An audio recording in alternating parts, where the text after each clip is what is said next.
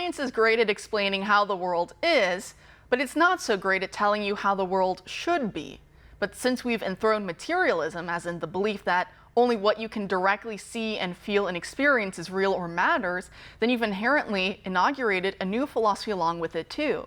Because how else are you going to interpret data and results? You need a framework in order to do so, or else it doesn't make sense. It's just a jumble of numbers. You can never get around that, no matter how much you try focusing only on godless materialism.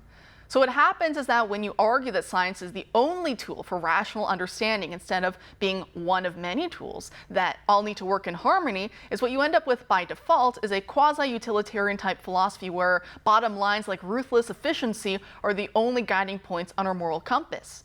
And what does that look like in reality? It looks like this announcement from Japanese scientists at Kyushu University. They believe they're on the verge, the cutting edge of being able to create human eggs and sperm from scratch, instead of taking them from living men and women and then using those gametes to conceive an embryo which could have one or many biological parents. And that's because the genetic material is being taken from skin cells or from blood cells, reprogramming them back to their pluripotent stem cell stage where they can become anything, and then re-engineering them to become custom-made sperm or eggs. It takes designer babies to the next extreme. The process is called in vitro gametogenesis. They claim they've already figured out how to do this with mice and are now transferring that knowledge to humans, and they say that could take about 5 years to do. One of those experiments with mice created a baby mice made from 2 male biological parents. Recall that we've also seen Chinese and Californian scientists team up to make chimera embryos of cross-monkey-human genetics. And mitochondria replacement technology allows for a child to have a genetic mother, father, and then a second mother who they share about 1% of their DNA with when it comes to the swapped mitochondrial DNA. We're in Dr. Mengele type territory, and yet who's there in elite circles to say, no, turn back now while you still can, before you create a technology you'll come to regret, like some of the scientists behind the atomic bomb came to do. But this is where the momentum is pushing us toward, and it's aided as always by the paper of record, the New York Times, who our first guest tonight argues that their latest puff piece on polyamory proves conservative Christians right again. Joining us now to discuss what she writes about this recent article for The Federalist is Dr. Nathaniel Blake, a postdoctoral fellow for the Ethics and Public Policy Center. Dr. Blake, thanks for being here tonight.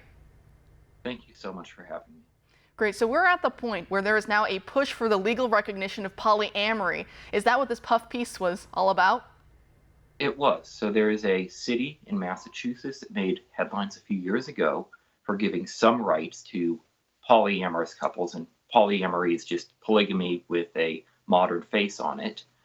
And now they've extended more rights, and the New York Times, in a news piece, and this wasn't the opinion section, thought this was a good thing. And the only complaints were that polyamory is still viewed by a lot of people as not really a good thing. So yes, when the New York Times starts saying, well, this is the next frontier and the LGBT movement, take them seriously because they mean it. And at the same time, I think this also shows conservative Christians who were mocked only a few years ago for saying this was going to happen were right. It's happening.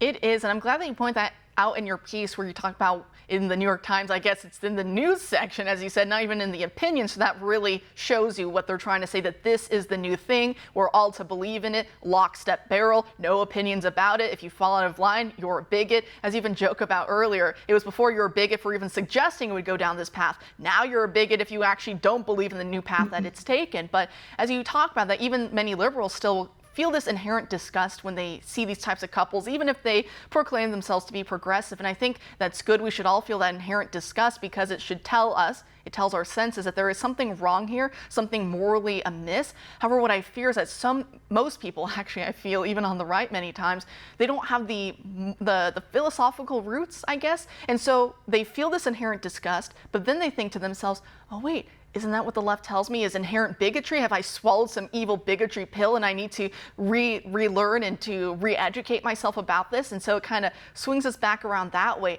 Do you see that perhaps is one reason, one factor here pushing it towards this ultimatum where in the very short-term future we're going to see, as you said, this will be the new big thing that everyone has to believe in and everyone has to encourage and celebrate?